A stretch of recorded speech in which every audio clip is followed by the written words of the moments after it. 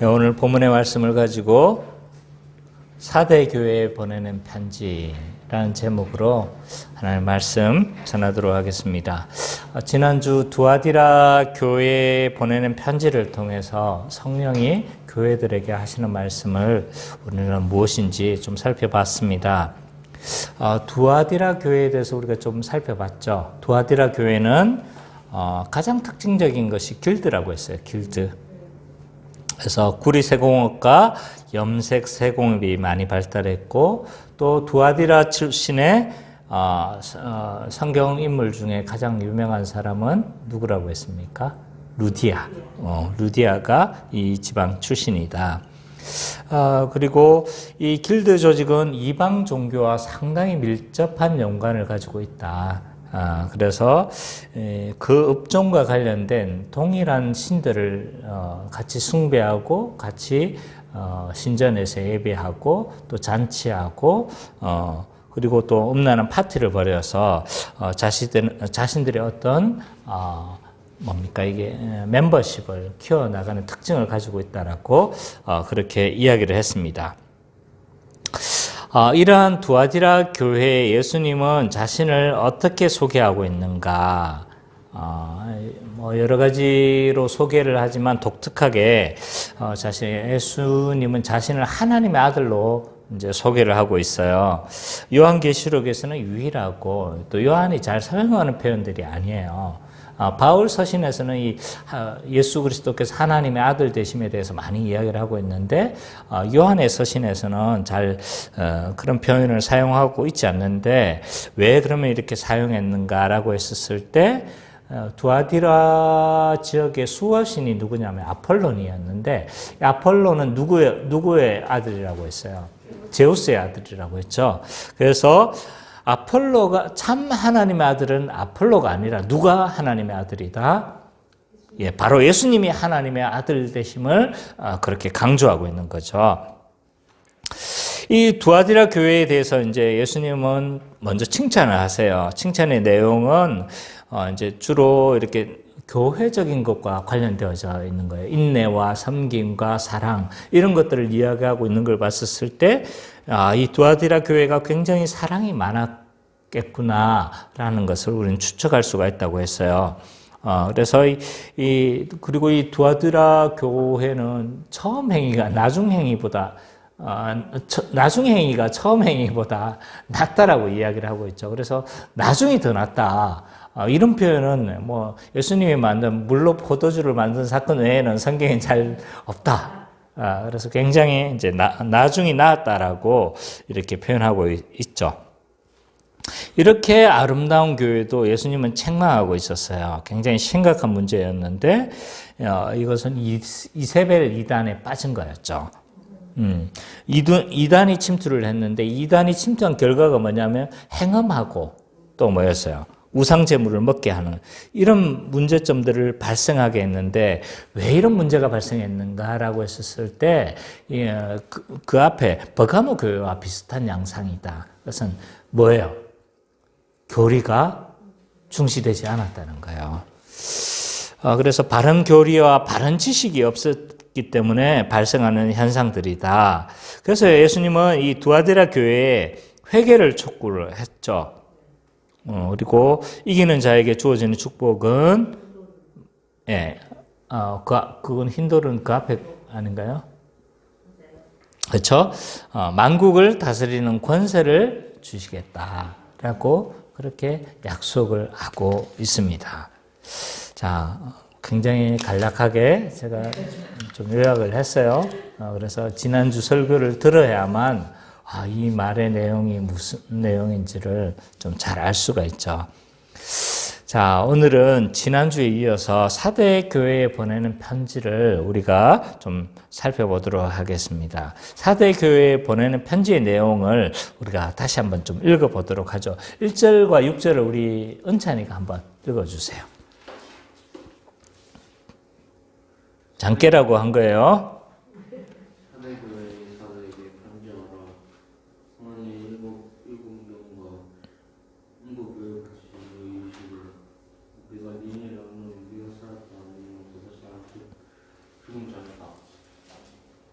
너를 이기어 그 나오는 바 죽게 되는 것을 굳건하게 알아. 내 하나님은 그 온전한 것을 찾지 못하는 이 상상. 그러므로 네가 어떻게 알았으면 어떻게 좋은지 생각하고 지켜 회개하라. 만일 회개되지 아니하면 내가 죽을 것이 이르니 어느 때에 네가 이르는지 네가 알지 못하리라.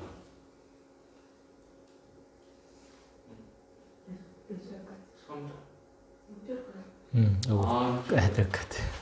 지금 정신을 못 차리겠어. 그러나 사대의 그곳이 더럽히지 아니하는 사람은 너희에게서 흰 옷을 입고 나와 함께 다니니 그들은 합당한 자의 농구라. 이기는 자는 이와 같이 흰 옷을 입을 것이요 내가 그 이름을 생명절개 지우지 아니하고 그 이름은 내 아버지 아까 그 천사들 앞에서 시인하리라. 믿는 자는 성령 교회를 하시는 말씀을 지을지어다. 그렇죠. 자, 성령이 사대 교회에 말씀하시는 것을 우리가 살펴보기 전에 사대 지역이 어떤 지역인지에 대해서 우리가 좀 살펴봤으면 좋겠어요. 뭐 굉장히 한 지역마다 굉장히 뭐 유서가 많죠, 그죠? 버가몬은 페르가몬 해가지고 뭐 심지어 그 유명한 명품 가방 뭐예요? 페르가모와 연관이 되어져 그 도시에서 유래했다는 그런 유서가 깊잖아요, 그죠? 자, 오늘 사대는 어떤 이런 지역인지 우리가 좀 살펴봤으면 좋겠는데요. 이 사대는요, 한마디로 말해서 부유하고 부족함이 없는 도시였다. 이 말로 정의를 할 수 있을 정도로 아주 이 도시는 부유한 도시였습니다. 그래서 이 지역을 가리켜서 별명이 있었어요. 황금의 도시다. 그 부자의 대명사다. 이렇게 불렸어요. 그래서 왜 이렇게 부유한 도시인가? 뭐 그 지역이 얼마 이렇게 서로 뭐 떨어져 봤자 한 4, 50km, 뭐 멀어요. 100km 정도밖에 안 떨어지는데 이 지역만 이렇게 잘 사는 도시냐라고 했었을 때 이 도시를 관통하는 강이 있었는데 뭐 이름 몰라도 돼요. 파쿠르루스 강이에요. 근데 이 강을 관통하고 있었는데 이 강에서 뭐가 채취가 됐냐면 사금이 추출이 많이 됐어요. 사금이. 그래서 어마어마하게 많은 금이 채취가 되어졌습니다. 그래서 이 도시를 가리켜서 황금의 도시다라고 불렸어요. 그래서 이 도시의 가장 전성기는 미다스 왕국이 있었어요. 그 지역을 지배하는 왕국이 미다스인데 이 크레이소스 왕 때가 전성기였어요. 근데 이 미다스가 어디서 많이 들어봤지 않아요? 맞아요. 마이다스. 왜 우리 그 그리스 신화 이렇게 보면 뭡니까? 그 손만 대면 황금으로 다 변하는 왕이 있었죠. 그래서 마이다스 손이라고 하죠. 그죠? 근데 그 전설의 배경이 되는 도시가 여기입니다. 그래서 마이다스 왕국의 크레이소스 왕 때가 가장 이제 전성기였습니다. 그래서 서양에서는 지금도 자기가 부자라는 것을 강조할 때 크레이소스만큼 부자다 이런 표현을 사용하는데 제가 뭐 확인은 못 해왔어요. 책에서 그런 이야기를 하니까 뭐 제가 믿어야 되겠죠. 어쨌든 그 정도로 이 지역이 잘 살았다. 부자였다라는 것들을 좀 알아야 될 것 같아요. 그리고 이 지역에서 섬기는 신이 이제 아데미 신전이에요. 아데미가 이제 에베소 신과 섬겼던 지역 신과 동일하죠, 그죠? 그래서 풍요의 신이에요. 풍요의 신. 그래서 이 지역이 얼마나 부유했는가를 보면요. 이 지역을 제가 이제 가봤잖아요. 그죠? 아이고, 한번 가봐놓고. 네, 가봤는데, 막 그 골짜기로 들어가요. 뭐 산골짜기 들어가는 것처럼 보이는데, 나중에 들어가 보면, 신전이 뭐 그냥 이렇게 그 도시 터만 우리는 이제 그 신전을 내가 보고 그 교회 터만 잘 봤는데 교회 터는 요만해요. 작아요. 우리 지금 교회만한 작은 터예요. 근데 그 옆에 있는 아데미 신전은요 어마어마합니다. 한번 검색해 보면 그 신전이 나오는데 굉장히 커요. 조금 과장해서 말하면 그리스에 있는 유명한 신전이 있잖아요. 그리스의 아테네에 있는 그 신전처럼 그 규모나 이 기둥만 남아 있지만 어마어마하게 규모가 컸다는 것들을 알 수가 있죠. 그래서 이 에베소와 많은 연관을 가지고 있는 것 같아요. 그래서 에베소의 아데미 신전을 지을 때 황금을 몇십 톤을 줘가지고 꾸밀 수 있도록 그렇게 아마 했는 것 같아요. 그래서 이 도시가 정말 부유하구나 라는 것을 좀 알 수가 있는 거죠. 어느 정도 이 도시가 부유했는가를 알 수 있겠죠. 그리고 이 부유하기만 한 게 아니에요. 이 도시는 난공불락의 성이었어요. 그래서 이 삼면이 완전 깎아지는 절벽인 거예요. 한 면으로만 딱 올 수 있으니까 한 면만 방어하면 되는 거예요. 이 삼면이 한 300m, 450m의 거의 수직으로 깎아지는 절벽인 거죠. 그러니까 난공불락의 요새다. 천연의 요새인 거예요.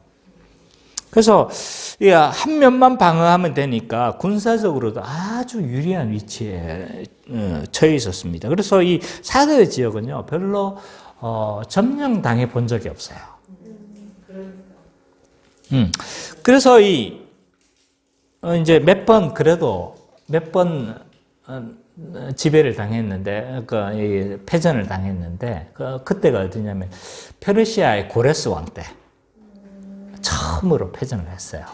여기가 점령을 당했어요. 그리고 버가모의 알렉산더 대왕 때 한번 점령당했고, 버가모에서 잠깐 점령당했고, 로마에 의해서 점령당했고. 그러니까요, 한마디로 말해서 난다는 제국 아니면 점령을 당한 적이 없는 거예요. 그러니까 알렉산더 대왕한테, 고레스 왕 때, 또 로마에 의해서 이 정도로밖에 점령이 안 된 거죠. 그러니까 이 도시가 얼마나 난공불락의 성이었는가를 알 수가 있는 거죠. 그래서 이 사대는 한마디로 말해서 부유하고 안전한 도시의 대명사다라고 할 수가 있을 것 같습니다. 자, 이런 도시적 배경을 가지고 우리가 이제 성령이 이 사대교회 하시는 말씀을 우리가 좀 들어보도록 하겠습니다. 이 사대교회에 예수님은 자신을 어떻게 소개하고 있냐면 1절에 이렇게 이야기를 하고 있죠. 사대교회 사자에게 편지하라. 하나님의 7 영과 7 별을 가지신 이가 이르시되. 예수님이 어떤 분이세요? 7 영과 7 별을 가지신 분이시다. 자, 그러면 7 영은 누구를 가리키는 거였어요? 우리 앞에서 성령을 가리켰죠. 7 별은요? 교회였죠. 그죠? 교회의 사자였어요.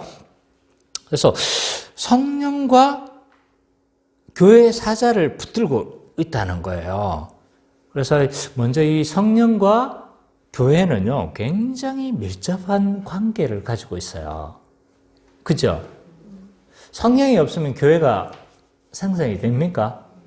성령이 없으면 교회가 생성이 안 돼요. 신자의 생성이 어떻게 이루어지는 거예요?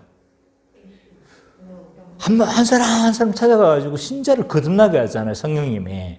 그래서 성령 세례를 거듭나게 하고 중생하는 걸 성령 세례를 받았다고 하는 거예요. 자, 그러니까 신자의 출생도 성령에 의해서 되고 연합돼 가지고 하나가 되게 하는 게 성령이 하나 되게 하신 것을 힘써 지키라 라고 하셨죠. 그죠? 그러니까 교회를 형성하고 한 몸을 이루게 하는 것도 성령이고 또 어떡합니까? 이 성령이 교회를 충만하게 하시고 성령이 교회를 이끌어 가시죠. 그죠? 그러니까 와, 성령님은 처음부터 A부터 Z까지다. 그래서 교회와 밀접한 연관을 가지고 계시는 거죠. 근데 이 성령님과 7교를 누가 가지고 계시는 거예요? 예수님이 가지고 계시는 거예요. 그러면 이 의미가 뭔 것 같아요? 아, 예수님께서 교회의 주관자시구나. 손에 붙들고 계시니까. 성령님, 물론 뭐 성령님이 종속되시는 분은 아니시지만, 어쨌든, 교회를 붙들고 계시구나. 교회를 주관하고 계시는구나. 라는 것들을 표현하기 위한 은유적인 표현이라고 할 수가 있습니다. 자, 이런 4대 교회에 대해서 예수님은요, 곧바로 책망하세요.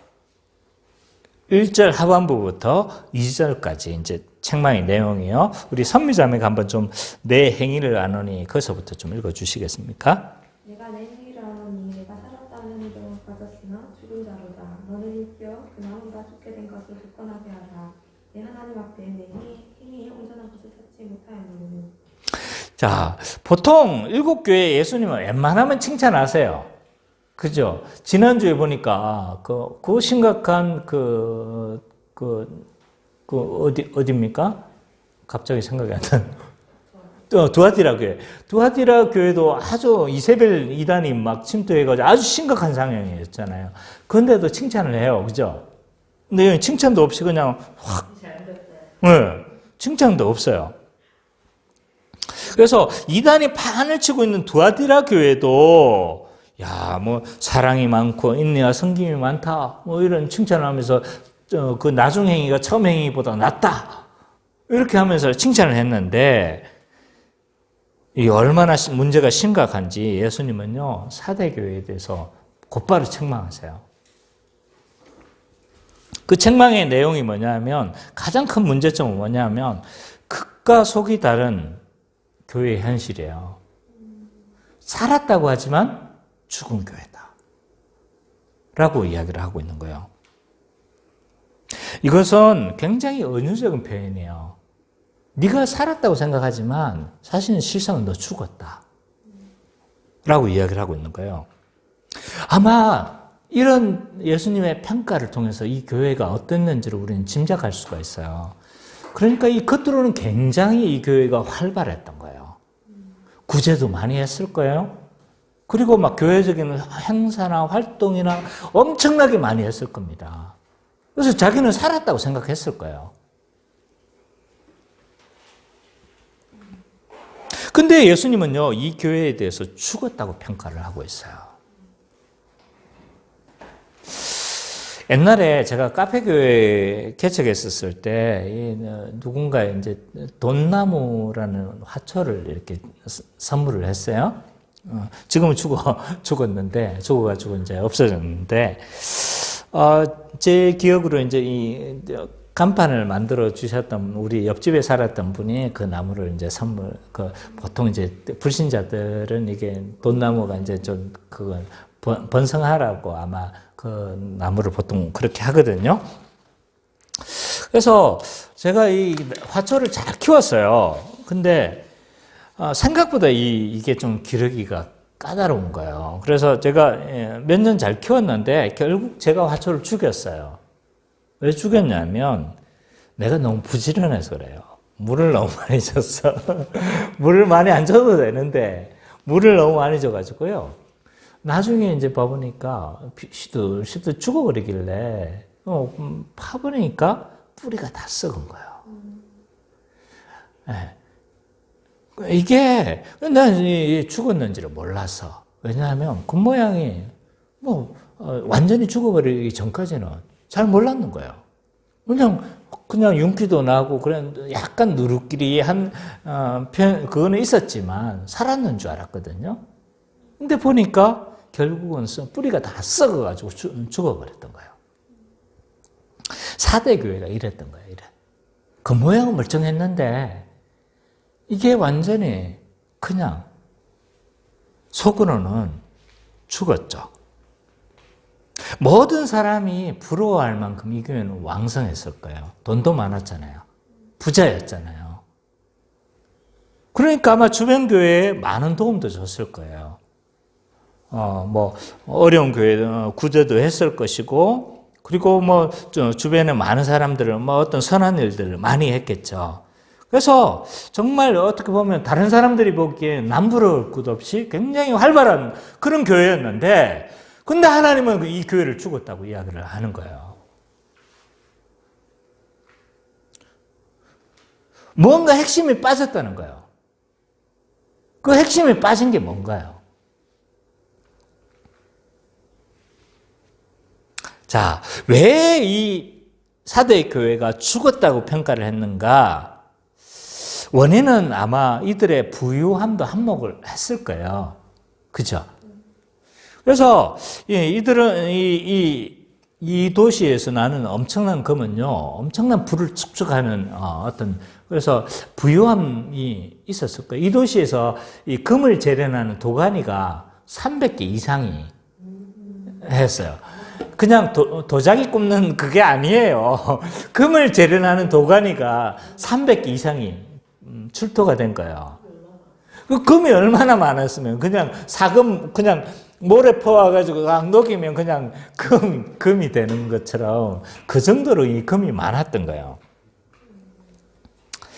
거기에다가 산업적으로도 튼튼했어요. 이 지역에서 나는 양모하고 염색 기술은요, 좀 굉장히 특출났던 것 같아요. 그래서 양모를 처음으로 염색을 해서 옷을 만드는 도시이기도 해요.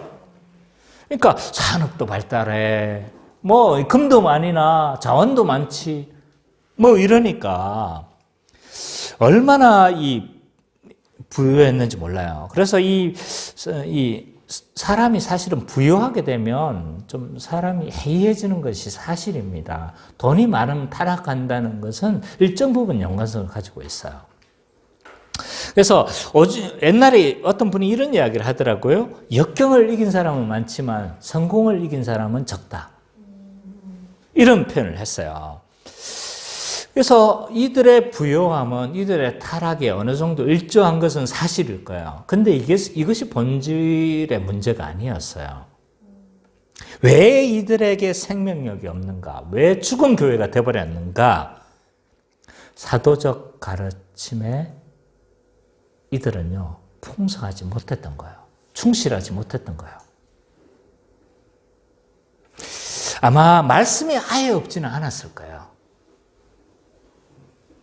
말씀이 없지는 않았을 거예요. 근데 희미한 게 문제였어요.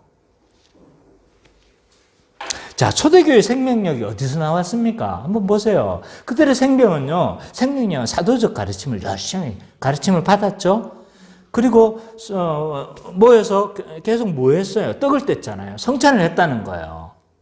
그리고 기도하기 힘쓰고. 이게 다 뭐예요? 초대교회의 그 생명력은요, 복음에 있었어요. 사도적 가르침을 가르치고 그 복음을 눈으로 보게 하는 성찬에 열심히 하고, 기도하고.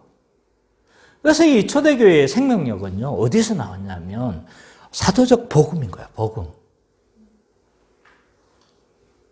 종교개혁의 표현을 빌자면요, 교회의 표지에 충실했다는 거예요. 교회 표지 세 가지가 뭐예요? 그건 속성이고.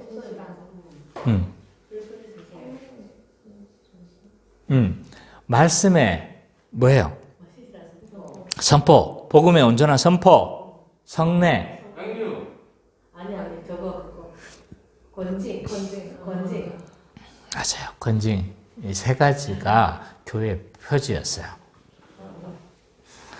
그래서 한마디로 이 교회의 표지는요, 복음에 충실할 때 참된 교회가 된다는 거예요. 온전히 복음을 선포하는 게 뭐예요? 복음을 온전히 선포하라는, 사도적 가르침을 온전히 선포하라는 거잖아요. 근데 성례는 뭐예요? 이것을 강화시켜 주는 거잖아요. 맞죠? 그죠?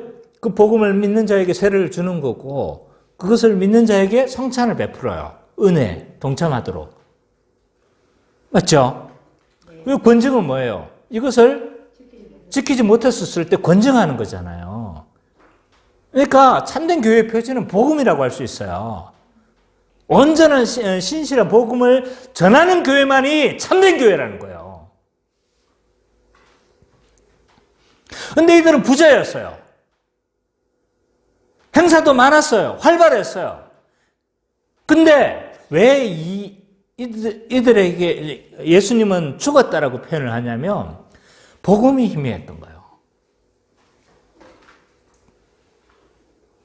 그래서 복음이 희미했기에 예수님은요, 이 교회가 죽었다라고 평가를 하고 있는 거죠.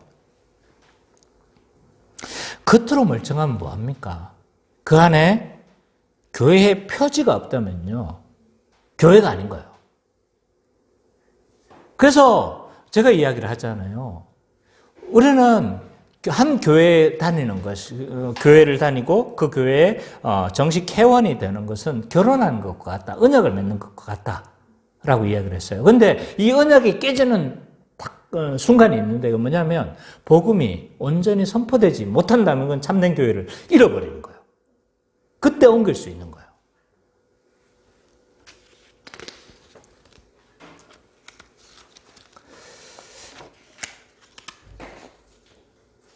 그래서 예수님은요, 이런 사대 교회에 대해서 이렇게 권면하고 있어요. 2절, 3절.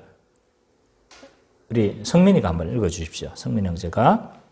너는 일깨어 그 나온 바 죽게 된 것을 굳건하게 하라. 내 하나님 앞에 내 행위가 온전한 것을 찾지 못하였느니 그러므로 내가 어떻게 받았으며 어떻게 들었는지 생각하고 지켜 회개하라. 만일 일되지 아니하면 내가 도둑같이 이르리니 어느 때에 내게 이르는지 내가 알지 못하리라. 자, 무엇을 권면하고 있습니까? 한마디로 일깨우고 돌이키라는 거예요. 2절에 보니까 너는 일깨워 그 남은 바 죽게 된 것을 굳건하게 하라 하고 있어요. 쉬운 성경에 이렇게 되어 있어요. 깨어나라. 완전히 죽기 전에 아직 조금이라도 남은 힘이 있을 때 내 자신을 일으켜 세워라. 공동 번역에는 이렇습니다. 그러므로 깨어나거라. 너에게 아직 남아있는 것이 완전히 숨지기 전에 힘을 복돋아 주어라. 이렇게 이야기를 하고 있어요. 사대교회는요, 지금 물고기가 죽기 직전에 발딱 헐떡거리는 거 지금 똑같은 거예요. 딱 죽기 직전인 거예요. 근데 아직 죽어가는 가운데서 죽지 않고 남아있는 것들이 있었던 거죠. 남은 자들이 있었어요. 그래서 4절에 보니까 신앙을 더럽히지 않는 몇 명이 남아있다고 지금 하고 있습니다. 그래서 이 교회의 상태가 지금 있잖아요. 건전지가 다 되어가지고 빛이 깜빡 곧 숨지기 직전 이 모습인 거예요. 그래서 일깨우라고 이야기를 하고 있는 거예요. 그걸 뭘로 일깨워야 되는 거예요?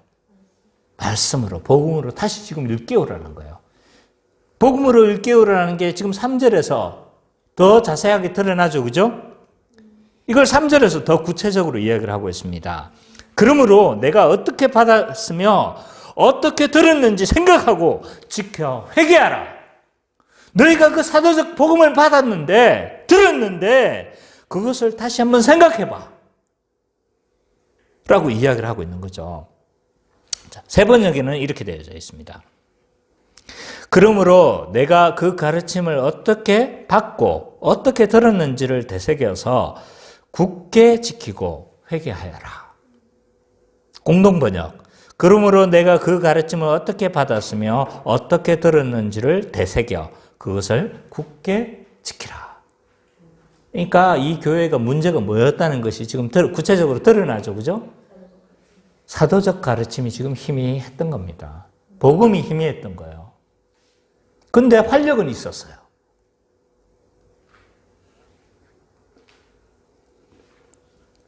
그래서 이 교회를 살았다고 하지만 죽은 교회다. 라고 그렇게 평가를 하고 있는 거죠.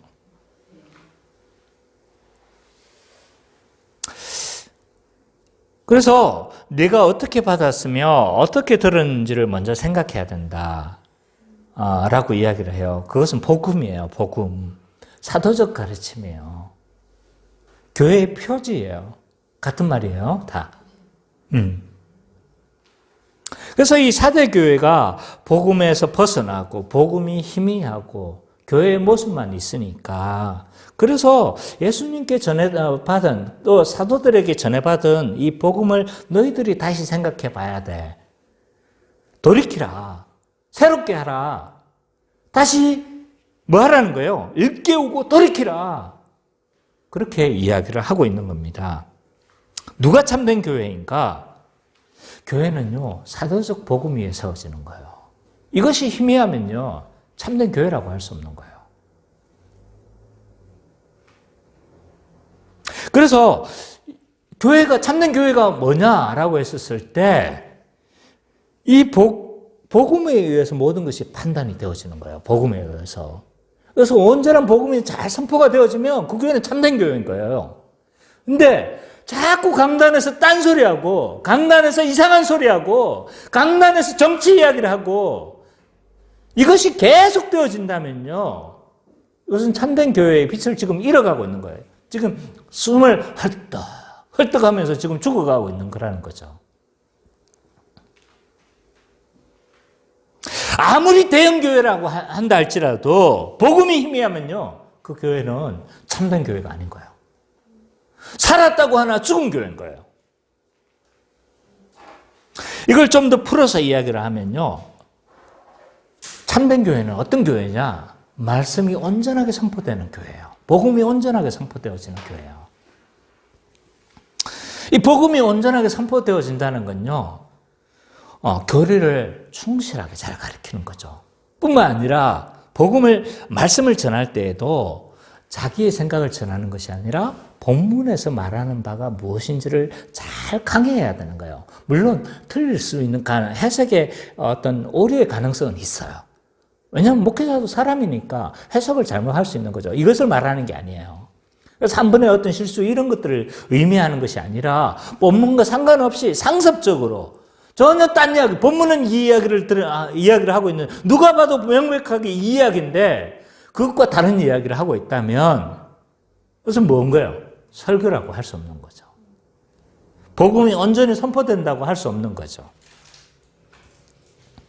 그래서 교리와 성경 강의가 충실하게 이루어지는 교회가 참된 교회다. 또, 성례가 온전히 시행되는 거예요. 성례가 뭐예요? 성찬과 세례라고 이야기를 했잖아요.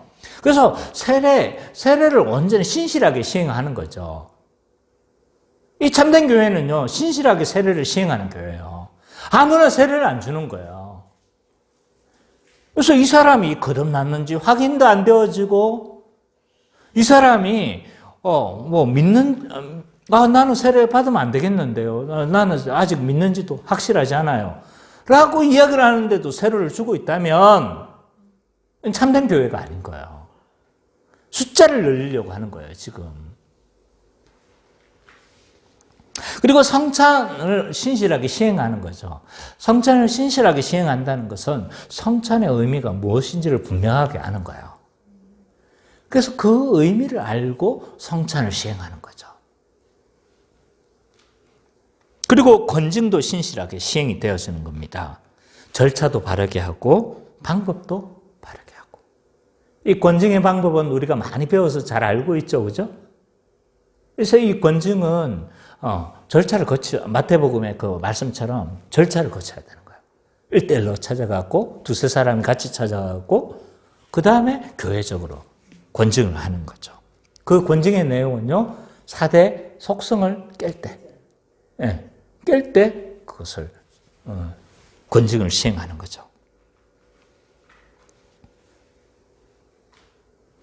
그래서 이런 교회의 표지가 잘 시행되는 교회가 참된 교회이고 생명력이 살아있는 교회며 예수님이 평가했었을 때, 하나님 평가했었을 때 살아있는 교회다라고 그렇게 말을 할 수 있는 거라는 거죠. 근데 이 사대교회는요, 이것이 희미했던 겁니다.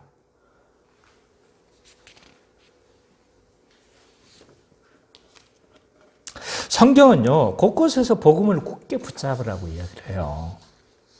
제가 검색을 해보니까요, 굳게 붙잡으라. 굳게라는 단어로 해보니까 이것과 관련된 게 너무 많이 있었어요. 몇 군데만 제가 한번 해볼게요. 고린도전서 15장 1절, 2절 선미자매가 찾아주시고, 골로새서 1장 23절을 성민이가 찾아주시고, 히브리서 4장 14절을 은찬이가 찾아주시고, 베드로전서 5장 12절을 우리 사모님이 한번 찾아주세요. 네 구절을 한번 찾아보도록 하겠습니다.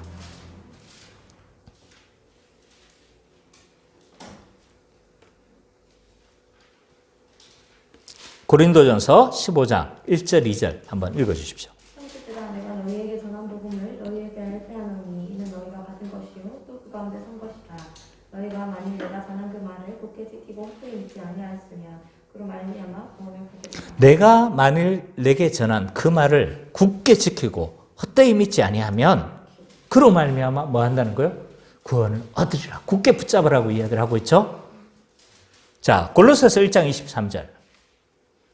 만일 너희가 믿음에서도 터 위에 굳게 서서 너희 기름과 복음의 소망에서 흔들리지 아니하면 그리하리라. 이 복음은 천하 만민에게 전파된 바요 나아가는 이 복음의 일꾼이 되었노라. 자, 믿음에 굳게 서서 터 위에 굳게 서고 너희 들은 바 복음의 소망에서 흔들리지 아니하면 그러하리라.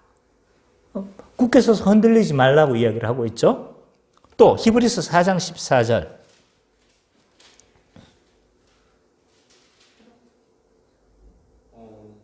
그러므로 우리에게 큰 제사장이 계시니 순천하시니 곧 하나님 아들 예수시라.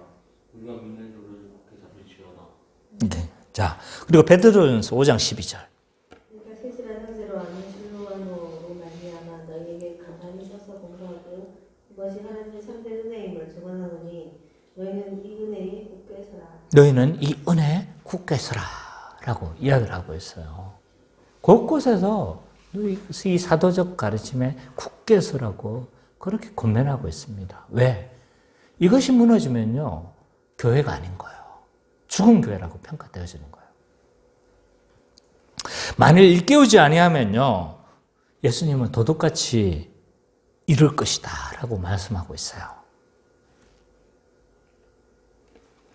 자, 이 이야기를 들었을 때, 이 예수님의 경고를 들었을 때 사도교회는요, 간이 찰랑했을 거예요. 왜 그런지 아세요? 사도교회가 무너진 적이 별로 없다고 했죠. 근데 도둑같이 망한 적이 있거든요. 도둑같이 순식간에 망한 적이 있었어요. 그때가 언제냐면 고레스 왕 때인가요? 고레스 왕도 이 사대를 점령하고 싶은데 너무 이게 점령이 안 되는 거예요. 왜냐하면 너무 이 지역이 그냥 천연의 요새인 거예요. 그래서 계속 대치만 하고 있다가 어떻게 저걸 정복하지? 어떻게 저것을 무너뜨리지? 이러고 막 대치만 하고 있었는데, 그래서 어느 날 양쪽에 서로 대치하고 보초를 서고 있었는데, 저쪽 사대 쪽에 보초를 보고 있었던 사람이 모자가 있잖아요. 툭 떨어진 거예요. 성 밖으로. 그러니까 400m의 그 밑으로. 그러니까, 근데 어느 순간 보니까 병사가 내려와가지고 그 모자를 들고 올라가는 걸 본 거예요.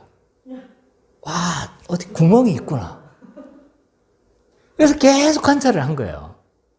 관찰을 해가지고 그게 어딘지를 올라가는 그 길을 파악을 한 거예요. 그래서 밤에 급습을 해서 성문을 열어가지고 이 지역이, 사대 지역이 그래서 망한 겁니다. 그래서 점령이 되어진 거예요. 도둑같이 말 거라는 소리를 들었을 때 이 사람들은요, 깜짝 놀랐을 거예요.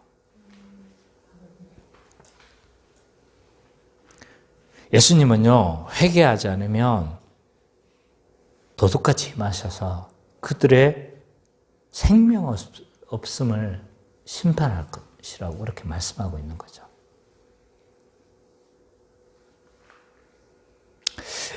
또한 예수님은요, 남은 자들과 이긴 자들에 대해서 상급을 약속하고 있어요.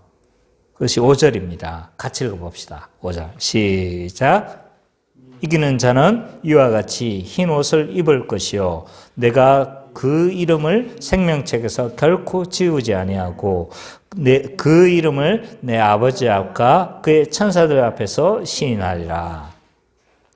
자, 이기는 자는요, 예수님과 함께 흰 옷을 입고 다닐 것이다 라고 이야기를 해요.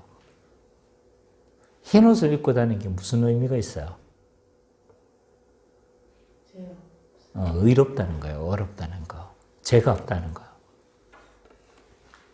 하나님 앞에서 의로움과 거룩함을 가졌다는 거예요. 이거는 어디에서 주어지는 의예요? 내 의입니까? 누구의 의예요? 그리스도의 의죠. 그죠? 그리고 생명책에서 지우지 않겠다라는 것은 구원에 대해서 확고한 보증을 의미하고 있어요. 이 생명책 이미지는 굉장히 많은 곳에서 언급하고 있습니다. 이 문제는 아마 뒤에서 다룰 때가 많을 것 같아서 어쨌든 다니엘서 12장 2절, 계시록에서 다수에 등장하고 있습니다. 그래서 이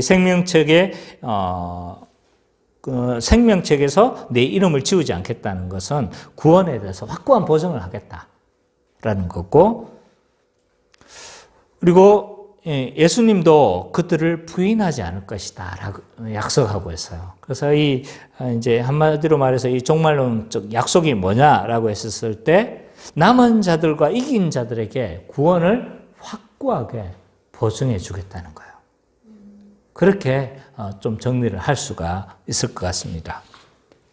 자, 지금까지 우리는 사대 교회에 주어졌던 메시지를 우리가 좀 살펴봤습니다. 내용을 좀 정리를 해보면 이래요. 살았다 하나 실제적으로는 죽은 교회다. 아마 이 교회는 활기가 차고 역동적이었을 거예요. 그래서 굉장히 이렇게 많은 교회적인 사역이나 이런 것들이 많았을 겁니다. 근데 죽었대요. 왜? 복음의 진리가 희미하기 때문이다. 교회의 표지가 없기 때문이다. 라는 것이 이제 뒤에 말씀에서도 드러나죠. 그죠? 그래서 복음의 표지가 없었기 때문에 이 교회가 죽은 교회다. 그래서 아마 이게 사람들이 보기에는 와, 멋지네, 저 교회. 이렇게 평가를 했을 거예요. 불신자들도 어쩌면 그렇게 평가했을지 몰라요. 멋지네. 멋있게 사역하네. 와. 그렇게 했는데 하나님 평가는 완전히 죽은 교회라고 이야기를 하고 있는 거예요. 왜? 복음의 진리가 희미하니까. 그래서 예수님은요, 남아있는 것을 일깨우고 받았던 그 복음에 굳게 서라 라고 그렇게 권면하고 있습니다. 그래서 회개하지 않으면 도적과 같이 이를 것이다. 그리고 이긴 자에게는 흰옷과 생명책에서 지우지 않을 것이다. 라고 그렇게 요약을 할 수가 있겠습니다. 그래서 오늘 이 전체 본문에서 우리가 주요 메시지로 우리가 생각할 수 있는 건 뭐냐 하면, 복음의 진리를 떠나서 어떤 사람들의 명성을 추구하는 것보다 뭘 더 추구하라는 거야?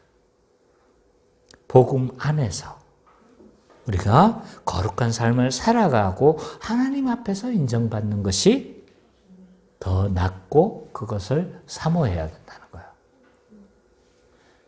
그래서 우리가 복음 밖에서 아무리 명성을 잃고 아무리 복음 밖에서 아무리 좋은 것을 획득한다 해도 그것은 하나님 앞에서 의미가 없는 거예요. 죽었다고 평가하는 거예요. 복음 안에서 인정받고 복음 안에서 우리는 거룩한 삶을 살아가는 것이 하나님은 우리를 살았다고 평가하는 거죠. 저는 이 사대 교회를 설교하기 위해서 준비하면서 어떤 생각을 했냐면, 자주 이 7교회를 우리가 좀 연구를 하고 설교하면서 느끼는 거지만 한국교회와 멀지 않다. 정말 멀지 않다라는 생각이 많이 들어요. 한국 교회가 얼마나 역동적입니까? 얼마나 멋있습니까? 순복음 교회가 지금 출석 교인이 몇 명인지 아세요? 78만 4,221명이에요. 이게 언제 통계인지 모르겠지만 78만 명이에요. 78만 명. 7만 8천 명이 아니고 7,800명이 아니고 780명도 아니야. 78명도 아니야. 우리는 78명도 까마득한 숫자인데 와 78만 명이래요. 출석은 43만 명이 출석하는 걸로 봐요. 그러니까 등록이 아마 78만인 것 같고 실제 출석하는 사람은 43만 명. 그래도 어마어마해요. 그죠? 이 외에 1만 명 이상의 메가처치만 해도 서울에만 20, 30개예요. 10,000명 이상의 교회가. 많죠?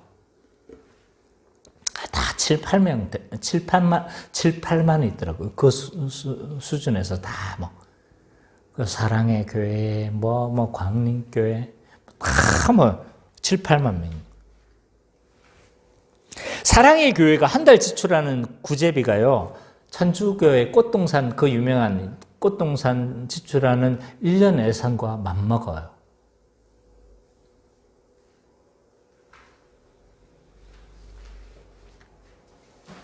자, 얼마 전에 그 자녀에게 교회를 이렇게 세습했죠. 무슨 교회라고 말하지는 않겠습니다.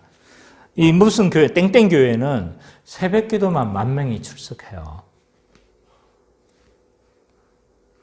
규모와 숫자적에서 보면요, 미국, 나이지리아 다음으로 어마어마합니다. 나이지리아는 좀 의외죠, 그죠? 나이지리아가 대형 교회가 많아요. 그래서 제가 자료를 다 찾아봤습니다. 어쨌든 규모와 이런 것 면에서 보면요, 한국 교회는 상상을 불허합니다. 오죽하면 이 대형 교회들이 그 대기업과 일반 사람들은요, 대기업이다 이렇게 표현을 할 정도로 어마어마한 규모를 지금 자랑하고 있습니다. 근데 우리는 그동안 복음의 본질 없이 어쩌면 사람들의 명성을 얻기 위해서 노력하지 않았는지를 생각해 봐야 돼요. 교회적으로 한번 생각해 봤으면 좋겠어요. 그죠? 교회적으로도 복음을 잘 가르치고 또 권징을 신실하게 시행을 하고 성례를 이렇게 신실하게 시행했어야 함에도 불구하고, 이것이 교회의 표지임에도 불구하고 어떻게 해서든 교회의 규모를 키우려고 하는 것이 한국 교회의 풍토가 아니었는지 좀 돌아봐야 합니다. 이렇게 되어진 건요, 아마 목회자 개인의 어떤 성공 의지도 있었고 그렇게 인정받고 싶어하는 욕구도 있었을 거예요. 근데 이것은 목회자로의 문제만은 아닌 것 같아요. 후임 목사로 어떤 목사님들이 청빙되어서 가는 것을 봤을 때 가장 압박을 받는 부분이 뭐냐면 부흥인 거예요. 숫자가 늘어나야 되는 거예요. 그래서 아무리 이 사람이 성질이 개떡 같아도요, 사람만 많아지면 아무 말을 못 하는 거예요.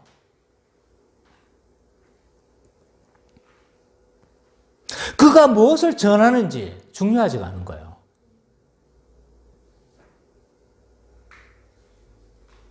그래서 우리는 교회적으로 어쩌면 세상의 성공을 위해서, 세상의 어떤 인정, 이것만 달려가지를 않았는지 우리는 생각해 봐야 합니다.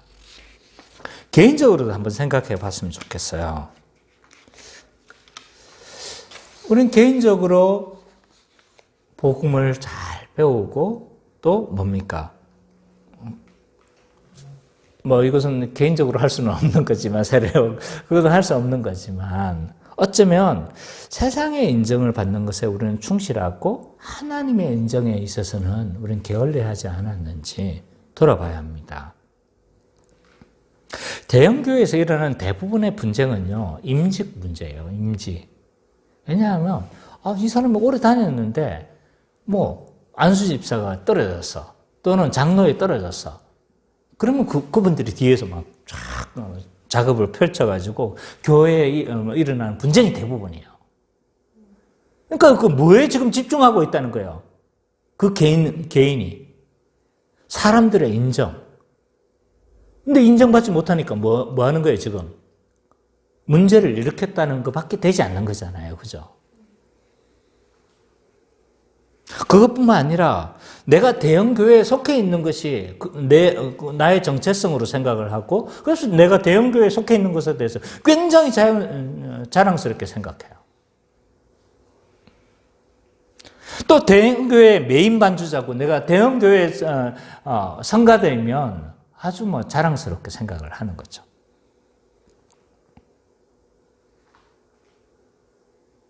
어쩌면 우리가 본질을 잊어버리고 본질이 아닌 어떤 것에 사람들의 인정과 사람들의 그 평가에 우리는 더 집중하지 않았는지를 돌아봐야 합니다.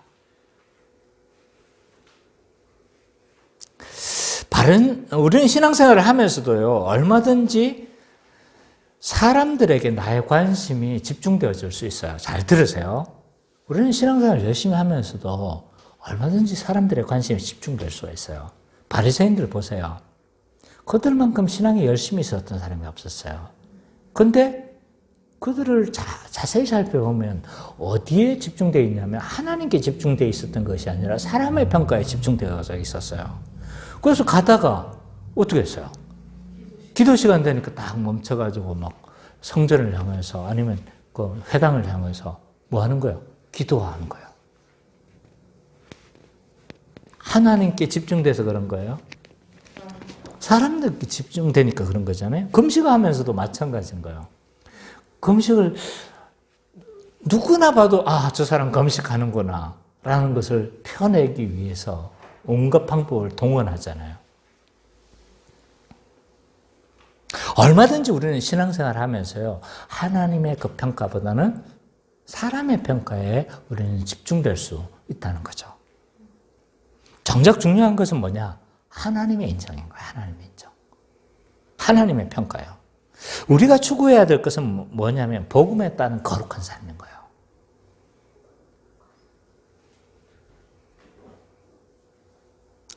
마태복음에서 말하고 있는 것처럼 누가 봐도 훌륭한 사람일 수 있어요. 그들은 땅에서 있잖아요. 온갖 이적을 다 행했어요. 그리고 온갖 많은 사역들을 많이 했었어요.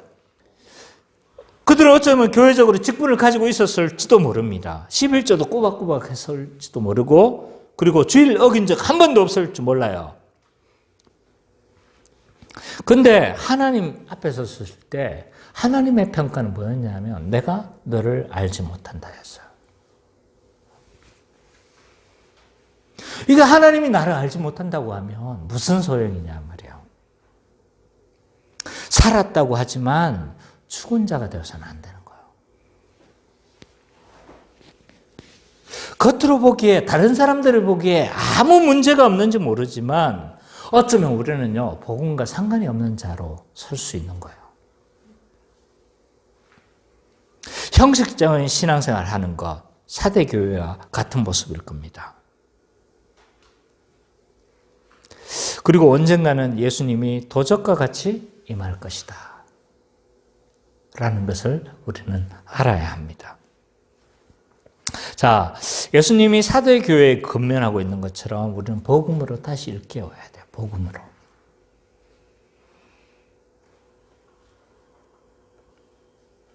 이게 너무 자주 말을 해서 어쩌면 가볍게 들릴까 저는 두려워요.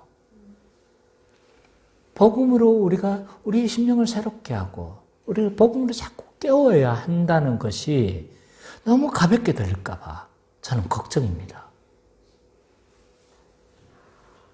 목사의 아들이기 때문에, 목사의 가족이기 때문에 이 말이 가볍게 들릴까 봐 저는 걱정이에요.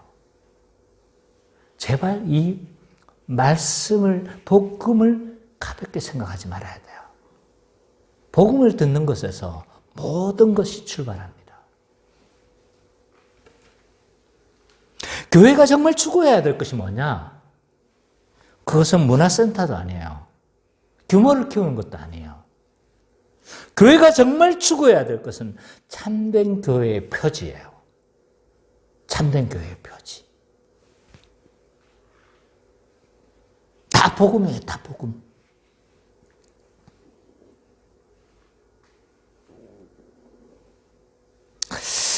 내가 지금 영적 본질이 잠들어 있다면요, 정신 번쩍 들어야 돼요, 지금. 정신을 번쩍 들어야 돼요. 사대교회가 도둑같이 임할 것이다라고 이 말을 들었을 때 그들이 회개했는지는 모르겠지만 정신 번쩍 들어야 돼요. 오늘 우리 교회는 복음에 충만한 교회인가? 만약 그렇지 못하다면, 사대교회처럼 죽었다면 복음으로 우리는 다시 일깨워야 돼요. 내 심령이 지금 복음으로 지금 희미해져 있다면, 세속에 지금 물들어 있다면, 더 많은 관심가 있다면 우리는 복음으로 다시 새롭게 해야 돼요. 그래서 이 사대교회의 그 메시지가 오늘 우리의 메시지가 되고, 그래서 하나님 앞에 그 그리스도께서 약속하신 흰 옷을 입고 그리스도와 함께 동행하는 우리 기쁨의 교회 모든 성도님이 되시기를 간절히 축원합니다.